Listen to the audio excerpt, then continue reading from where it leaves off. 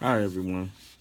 Um, I got a subject matter that I've touched on before in the past that I would just like to touch on with you again.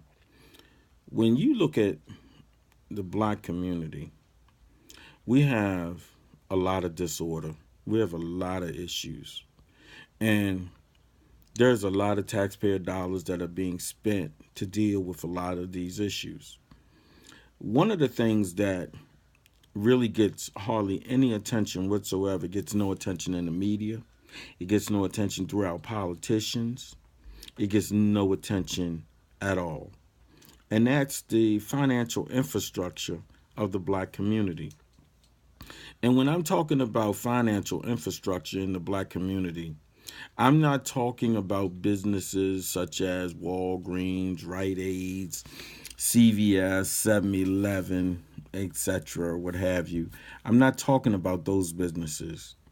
In order for a community to be called a community, it has to have some financial infrastructure.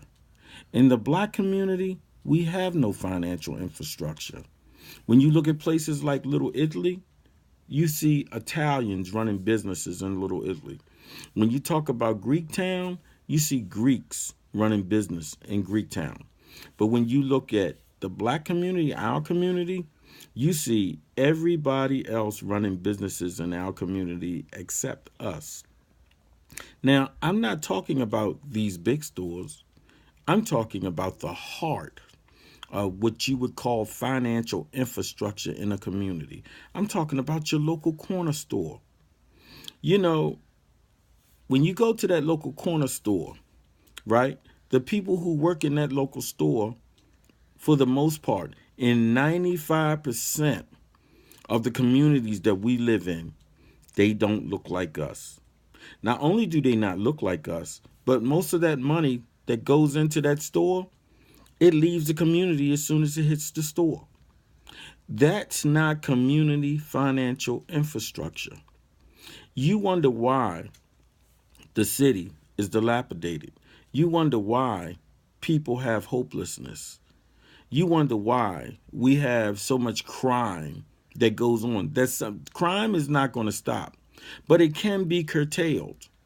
It can be curtailed through finance. Just imagine if I owned a store, if you owned a store. My son, I pull him off the corner and say, hey, son, come on in here. You're going to do some work. And he works, and I give him a check for doing the work that he does. And then he comes to your store across the street or around the corner, and he invested the money that he got from me in my store. Now he's spending in your store in the same community. And then your son is coming to my store, and he's spending money in my store in the same community. Now we have what you call financial infrastructure within the community. This right now in most communities is non-existent. We have to change this narrative. No one's talking about this.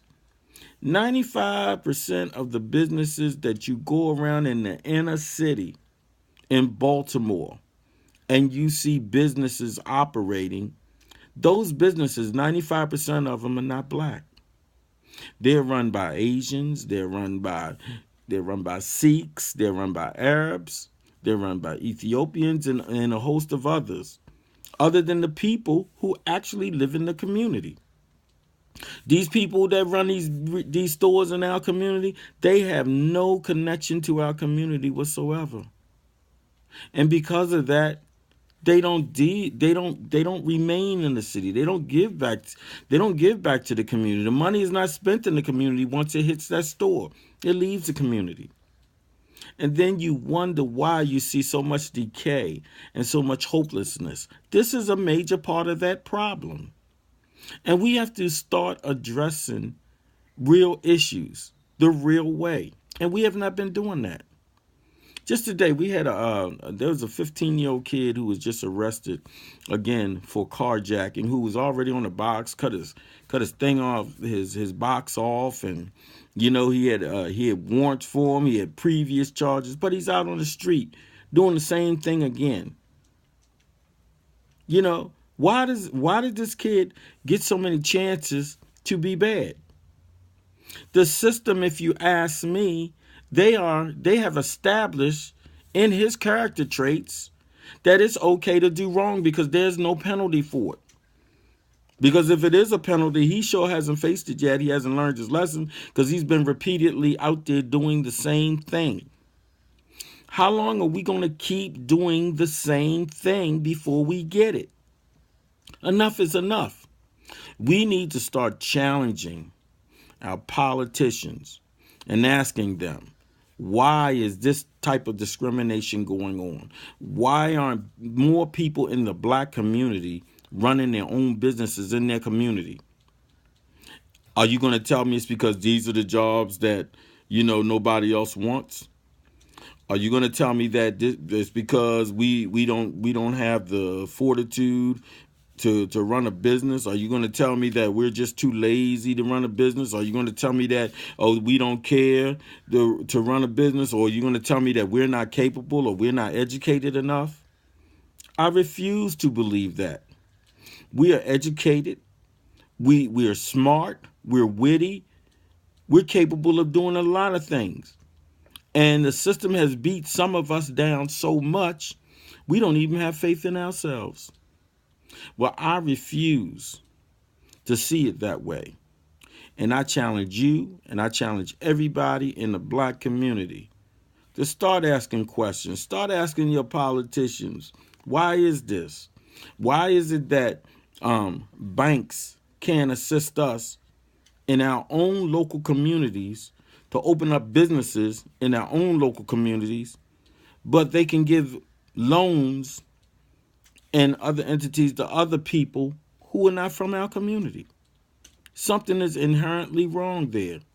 And we need to start addressing issues such as this, because until we fix the financial infrastructure in our community, which is non-existent at this point, until we fix that, we are just going to end up having more of the same. Hey, look, I want to thank you for letting me express myself.